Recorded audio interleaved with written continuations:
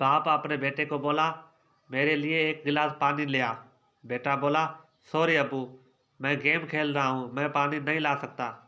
दूसरा बेटा बोला, अब्बू जी, ये तो है ही बदतमीज, जहाँ आप खुद ही जाकर पी लें। एक पठान अपनी भाभी को मार रहा था। लोगों ने पूछा, तुम अपनी भाभी को क्यों मार रहे हो? पठान बोला, हमारा भाभी अच्छी औरत नहीं है।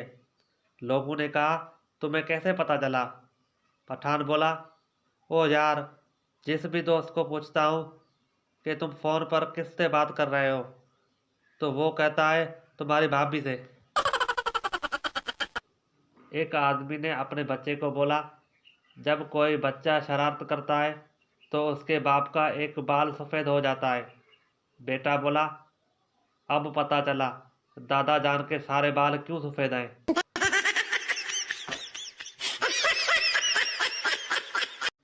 एक पठान बादाम बेच रहा था।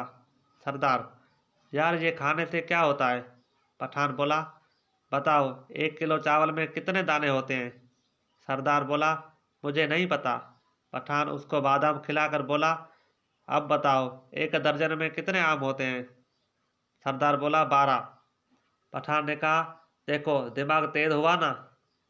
सरदार बोला, 2 किलो दे दो यार, ये तो बहुत काम की चीज़ है।